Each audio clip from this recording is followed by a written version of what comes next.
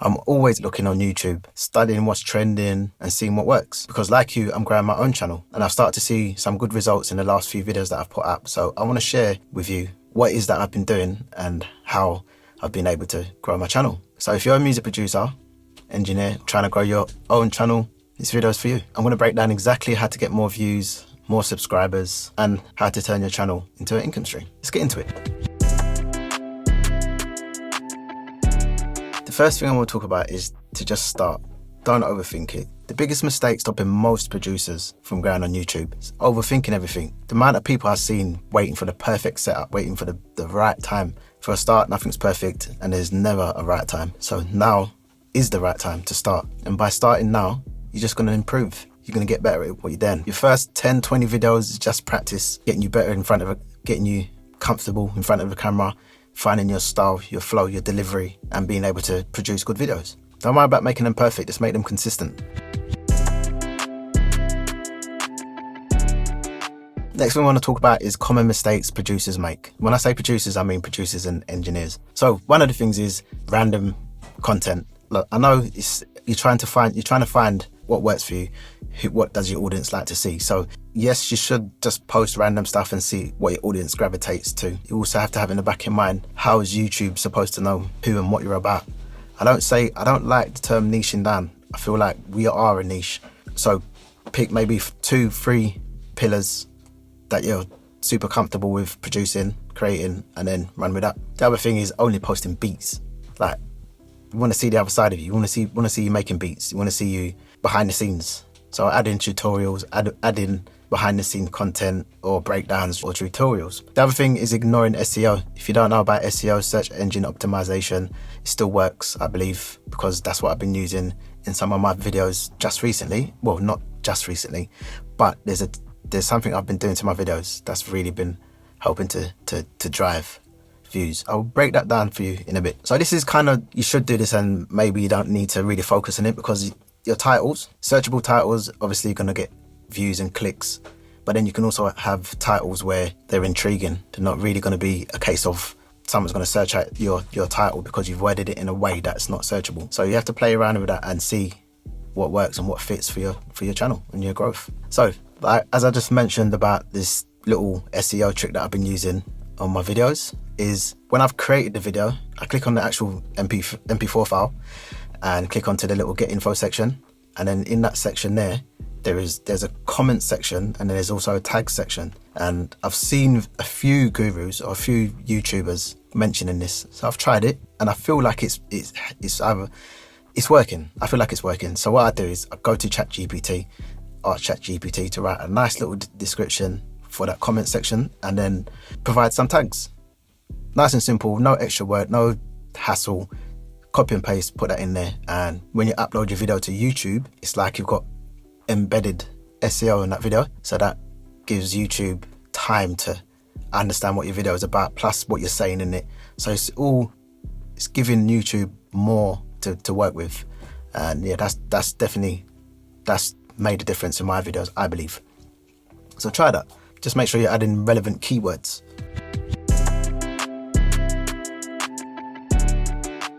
Choosing the right type of content. I'd say there's 3 different contents.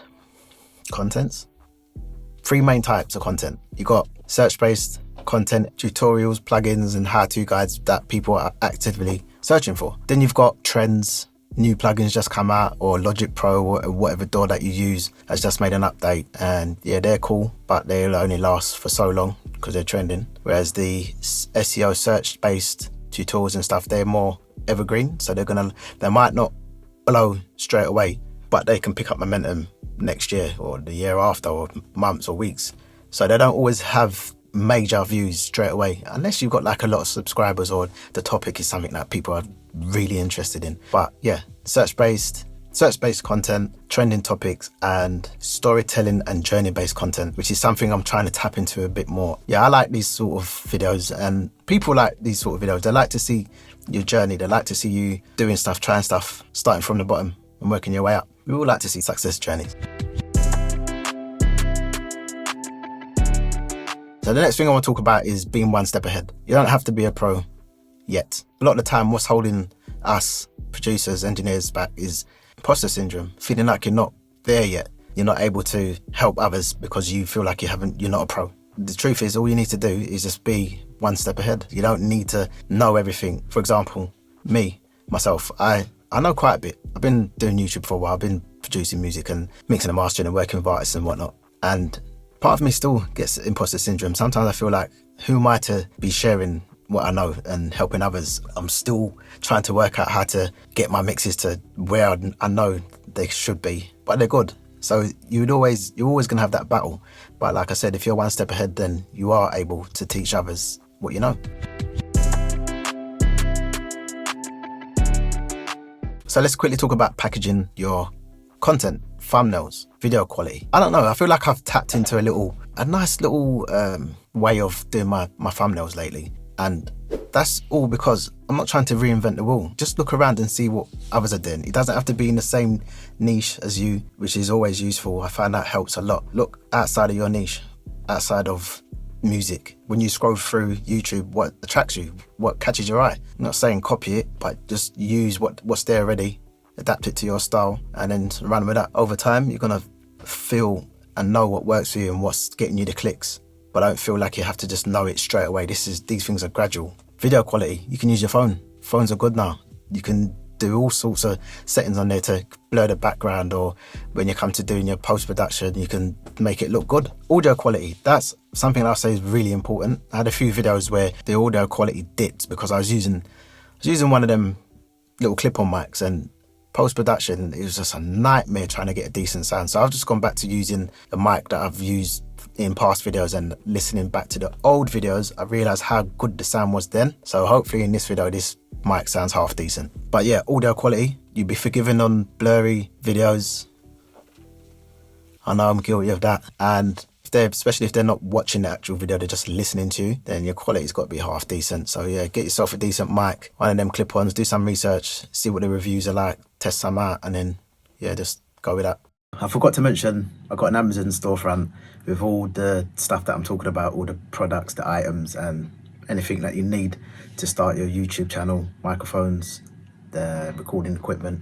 So check that out, it's in the description below. Back to the video. So let's talk about optimizing for growth. This includes consistency. If you're only posting once every 3 months, every 4 months, and you're not really going to grow your channel unless you're producing some absolutely amazing videos that people just want and are waiting to see, then you can do that. But if you're trying to grow like the average YouTuber, myself, and smaller channels, then you're going to have to keep up that momentum. You're going to have to keep feeding YouTube, the algorithm, the audience with content. So aim for at least one video per week. I've tried to consistently post a video per week. Sometimes it'd be 8 days, sometimes it'd be 9, 10 days. I try not to make it too long, like more than 2 weeks, because I don't know, I just feel like I'll get forgotten about, and I don't want that to happen. If you can post once a week, that'd be good. If you can do 2 or 3 videos, that'd be even better, I believe. But you just have to be careful of burnout, because burnout is a real thing. It does happen. And posting a video every week, recording the video every week, and then posting it every week might speed up the process of burnout. So if you can, just batch record your videos, get your ideas together, get your thumbnails together, and just choose a day and just record 2, 3 videos. And then that way you're ahead, you're in front, so you don't feel so much pressure to do another recording the week after. But the only thing with that though is, well, for me, I feel like if I leave it for too long, I can feel a bit rusty when I'm coming to record videos, and I'm not expressing myself as I would if I was just consistently doing it in a week. So just find your workflow, find what works for you, and just, like I say all the time, go with that.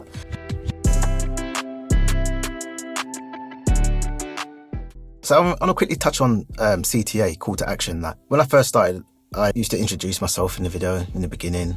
I'm Casey, I do this and do that. I've kind of just forgot about doing that. There was a point where I was getting a little Casey tag just in front, seeing other YouTubers doing that, so I jumped on that as well, and then I got rid of that. Then I had the whole subscribe CTA, and I just stopped using that as well. And it's not because like my channel's grown or anything like that. I just feel like it's unnecessary, because it's YouTube. Everyone knows to subscribe, and most of the time they will just see your name when they're clicking on the video. So I don't know, I might bring back introducing myself, like welcome back to the channel, and that might make a difference, make people feel a bit more welcome. So yeah, if you're new here to this channel, welcome. If you're old school veteran, been here for a while, welcome back, fam. But no, for real, just find what works for you and go with that.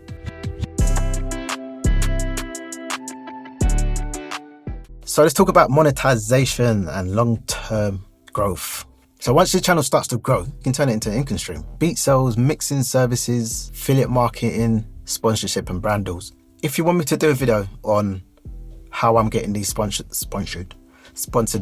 video deals, then drop a comment below and I'll do a video on that, because it's quite a big part of my income, and it's absolutely amazing for someone to say they want to sponsor one of your videos with their product, and it's a product that you vibe with and you're earning. Like, come on, it's a win-win situation.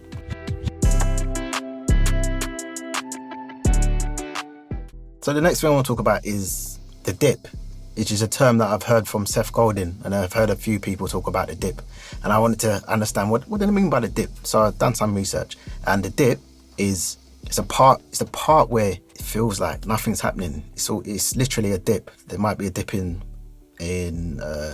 making money, feeling motivated, seeing no growth, and it's that point where a lot of people fall off. So if you recognize that you're in a dip, my advice to you is just to keep going, keep pushing forward, because I was in a dip, like a 3-month dip, and during that period I was having thoughts of going back to my day job, trying to find different ways of making money outside of music, and it's a tough time, and that's where a lot of people fall off. That's when a lot of people quit. So if you're in it for the long haul and you're going to go through that, and I'm just saying to you, if you're serious about this YouTube thing, then stick it out, because that's when you have your breakthrough. That's when you start to see some results. And that's good thing about the dip is it filters out those who ain't serious about what they're doing, and it gives space for us who are serious and want to succeed in what we're doing. So just remember, YouTube's a long haul.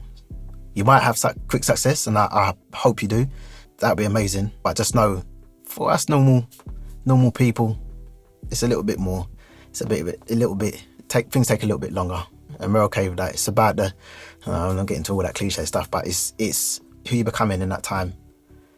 How are you changing? Who are you influencing? Who are you helping? How things have changed. So yeah, document. Hope this video has helped you. Appreciate you for vibing with me. See you in the next one.